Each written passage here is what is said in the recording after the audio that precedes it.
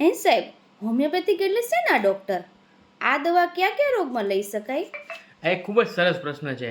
હવે ઘણા બધા લોકો અને દર્દીઓને આની અવેરનેસ હોતી નથી, અને આ પ્રશ્ન ઘણા બધા દર્દીઓ અને લોકો પણ પૂછતા હોય છે. તો બેઝિકલી જે હોમિયોપેથિક દવાઓ છે એ દરેક રોગોમાં, એટલે કે પગથી લઈને માથા સુધીની દરેક બીમારીઓમાં હોમિયોપેથિક દવાઓ લઈ શકાય છે. તો શું હોમિયોપેથિક દવા એ હરસ, મસા, પથરીમાં વધુ કારગર છે અને બીજા રોગોમાં ઓછી કારગર છે? ના, આ એક ગેરમાન્યતા છે. મોટાભાગના દર્દીઓ જે છે એ હરસમસા પથરીમાં વધારે અનુભવ હોય છે, અને મોટાભાગના હરસમસા પથરીમાં હોમિયોપેથિક લેતા હોય છે. એટલે મોટાભાગના દર્દીઓને એવું કે હરસમસા પથરી થાય તો આપણે હોમિયોપેથિક લેવાય.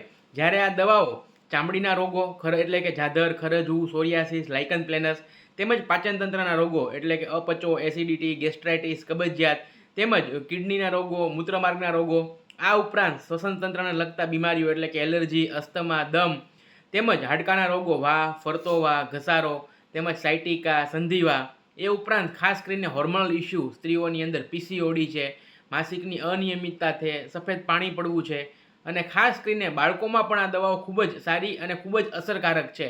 જેવી કે વર્તનને લગતી સમસ્યાઓ, મંદબુદ્ધિ, કૃમિ, આ ઉપરાંત વાળના રોગો અને માનસિક રોગો તેમજ ગ્રંથિના રોગો, ટૂંકમાં શરીરમાં જેટલી બીમારીઓ થાય છે એ દરેક બીમારીઓમાં હોમિયોપેથિક કારગત છે, અને દરેક બીમારીઓની અંદર હોમિયોપેથિક દવા છે.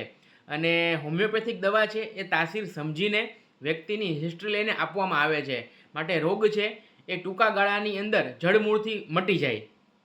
તો શું હોમિયોપેથિક છે એ ટૂંકા ગાળાની બીમારીમાં પણ લઈ શકાય?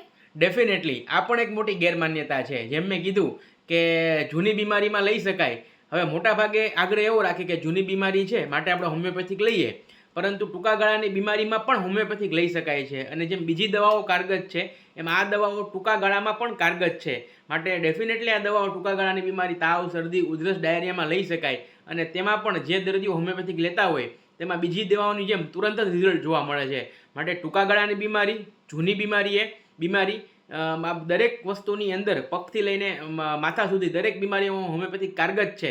માટે આ બધી જ બીમારીઓમાં હોમિયોપેથિક દવાઓ લઈ શકાય છે. Thank you.